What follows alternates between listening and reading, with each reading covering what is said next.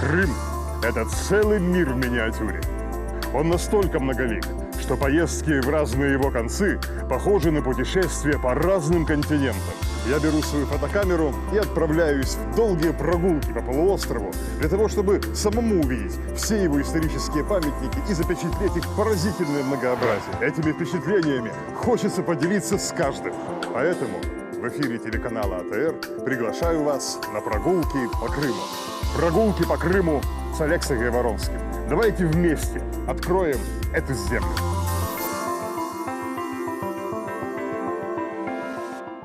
Алушта – это очень красивый уголок Крыма. Среди ее кварталов до сих пор можно найти немало узких улочек со старинными крымско-татарскими и греческими домами, которые придают городу, рассыпанному по южнобережным холмам, неповторимый колорит. А в самом центре Алушты, над крышами зданий, поднимается несколько древних каменных башен. Тесно окруженные поздними строениями, они, тем не менее, ярко выделяются на фоне привычного городского пейзажа. Кто и зачем построил эти башни? О чем они могут поведать нам? Об этом, как и о многом другом, и пойдет речь в сегодняшнем выпуске нашей передачи.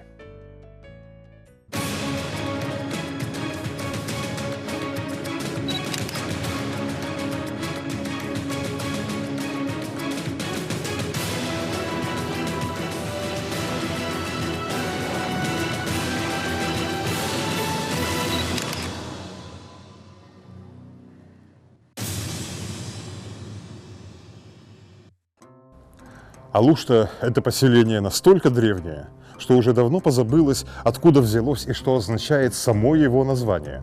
С одной стороны, слово «алустос» переводится с греческого как «неумытый».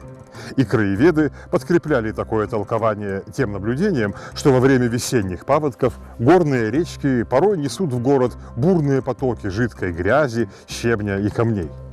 Но с другой стороны, слово «алуста» существовало и в языке древнего народа готов, где означало «ольховая». Балки в окрестностях Алушты и впрямь изобилуют зарослями ольхи. А что касается готов, то они когда-то во множестве населяли здешний край, и именно для них, своих союзников, византийский император Юстиниан 1500 лет тому назад возвел на юге полуострова целую систему оборонительных стен и укреплений. Одной из таких построек и стала крепость Алустон, предшественница нынешней Алушты. Фундаменты этой византийской крепости скрыты глубоко под землею под алуштинскими укреплениями. От древнего Алустона осталось не так-то много на поверхности, ведь спустя 7 веков после своего основания это укрепление было полностью перестроено новыми хозяевами края – итальянцами из Генуи.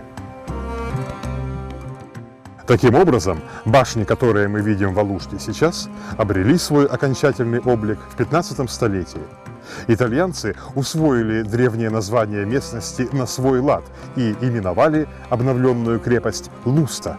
Известно, что в других генуэзских крепостях Крыма, как, например, в Кафе, было принято присваивать особые имена каждой крепостной башни. Относительно Лусты таких сведений не сохранилось, зато известно, что крымско-татарские жители города называли башни здешних укреплений Ашага-Кулле, Орта-Кулле и Чатал-Кулле, то есть нижняя, средняя и рогатая. Все три башни имели в плане разную форму – круг, квадрат и шестигранник. Нижняя, Ашага-Кулле, выстроена в форме круга. Она поднимается на 16 метров в высоту, а в прошлом была еще на 3-4 метра выше и сверху увенчана зубцами. Средняя башня, Орта-Кулле, имеет квадратное основание. По размерам она была больше, чем Ашага-Кулле, но менее заметна издали, поскольку почти полностью скрыта современной застройкой. Третью башню, шестигранную Чатал-Кулле, называли рогатой, вероятно потому, что она имела крупные высокие зубцы на вершине. Сегодня ее можно увидеть лишь на старинных рисунках, поскольку в XIX веке она обвалилась и вместе с большей частью стен разобрана на строительный камень. Неподалеку от того места, где прежде стояла башня Чатал-Куле, в 1840-х годах была выстроена алуштинская мечеть Юхары-Джами. В В советское время мечеть едва не разделила судьбу старой Генуэзской башни, и у нее уже снесли минарет. Но все же здание уцелело, и в 1990-х годах было возвращено верующим, которые отстроили минарет заново. Пространство, когда-то обнесенное крепостными стенами и башнями, сегодня выглядит заброшенным пустырем. Но в средние века на этом небольшом участке теснился целый городок с жилыми домами, храмом и узкими улочками шириной едва более 2 метров.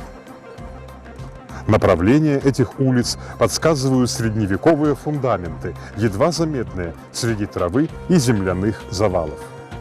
И, конечно, возникает вопрос, от кого же были вынуждены защищаться жители городка, окружая себя толстыми стенами и высокими башнями.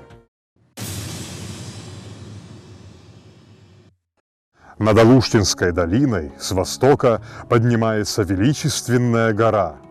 Высота ее вершины превышает километр над уровнем моря, и порою, даже в ясные дни, макушка горы, словно труба исполинской фабрики, клубится горным туманом и зацепившимися за скалы низкими облаками.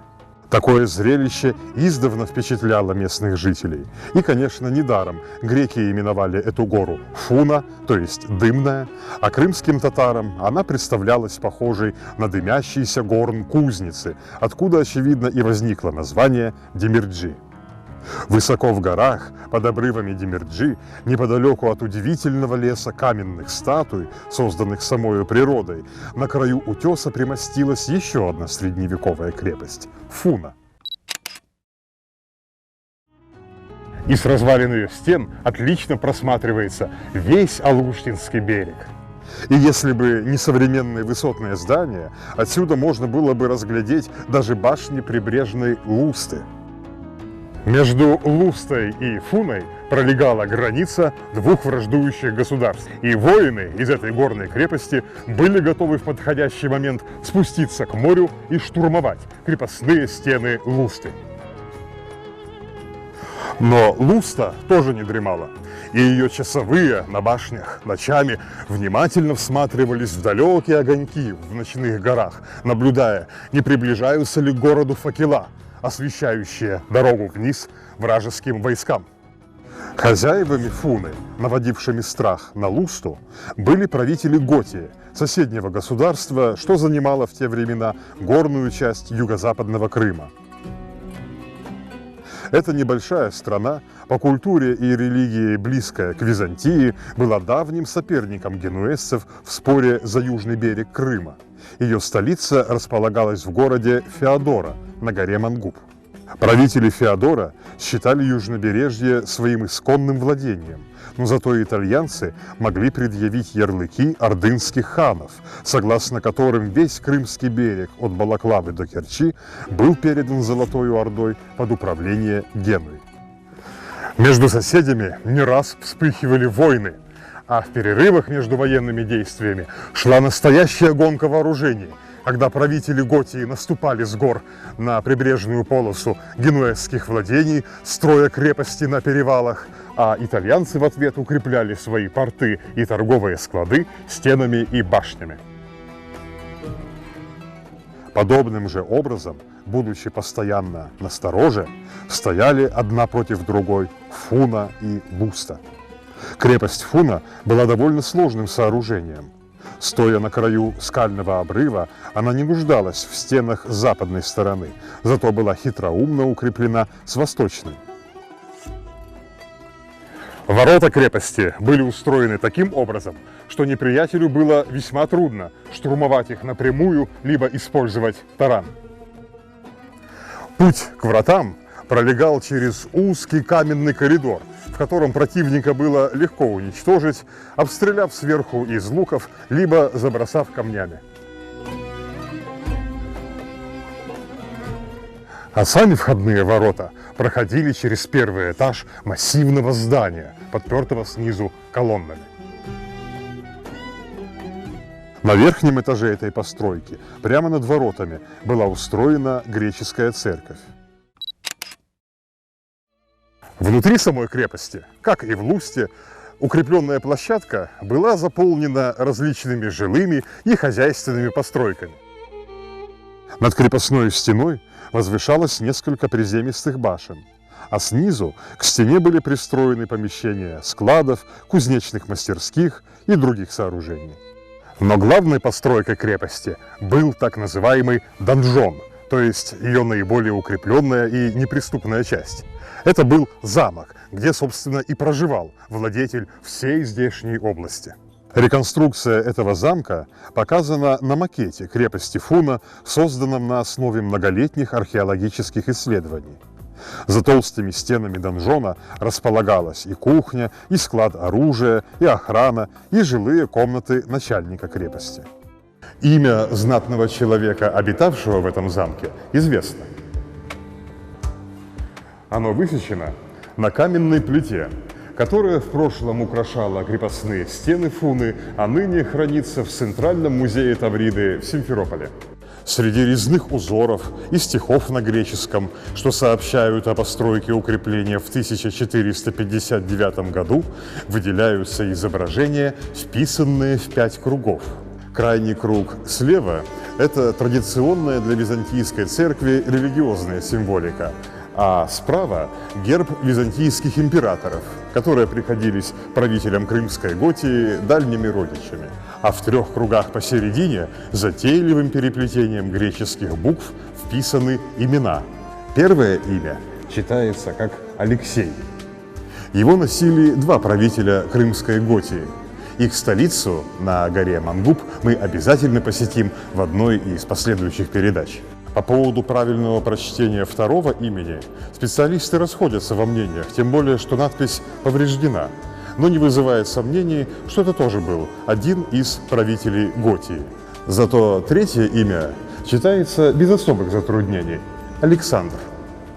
Судя по всему, это был наиболее молодой из представителей мангубской династии. Вероятно, он проживал на Фуне как наместник восточных границ своего государства и внимательно наблюдал оттуда за любыми перемещениями соседей генуэзцев. Помимо этой надписи, имя Александра было начертано и на блюдах столового сервиза, осколки которого были найдены при раскопках на Фуне.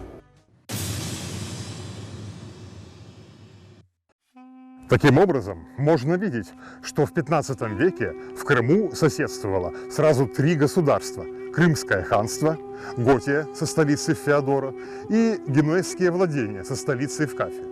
Наиболее мощным из всех 3 было, конечно же, Крымское ханство, от которого зависели и Феодоро, и Кафа. Хану Менгли-Гераю весьма досаждал непрестанный конфликт 2 малых государств на южных границах ханства, поэтому хан приложил все усилия, чтобы заставить своих соседей примириться.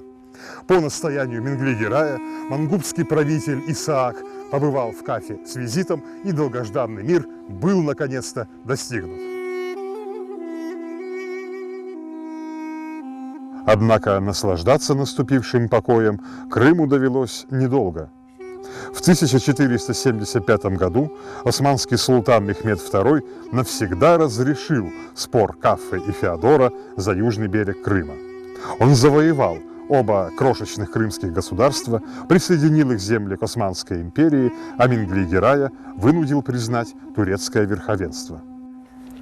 Материалы археологических раскопок показывают, что и Луста, и Фуна попытались отбить османскую атаку, однако в ответ были лишь разгромлены и сожжены до основания. В обеих крепостях сохранились следы этих пожаров, настолько сильных, что, например, в башнях Лусты от бушующего пламени раскололись каменные блоки. Войны миновали, и на руинах погибших крепостей стала возрождаться жизнь. Живописные развалины Алуштинской крепости тесно обступили крымско-татарские домики. Алушта славилась в Крыму тем, что здесь выращивали голубой лен для изготовления ткани. На полотне из этого льна по всему Крыму расцветали знаменитые крымско-татарские вышивки. А греческие жители Фуны Демирджи по-прежнему ходили молиться в церковь, что сохранилось практически целой среди развалин замка. Ее свод и стены окончательно рухнули лишь в 1927 году во время сильного землетрясения. А за 33 года до того другое землетрясение едва не разрушило и само село Демирджи, заставив жителей переселиться подальше от опасных обрывов, туда, где стоит современное село Лучистое. Крым с тех пор неузнаваемо изменился. А крепости Луста и Фуна, эти два извечных противника, чью давнюю вражду когда-то жесткой рукой оборвала история, все всматриваются вдаль пустыми бойницами, словно ищут друг друга в тумане тысячелетий.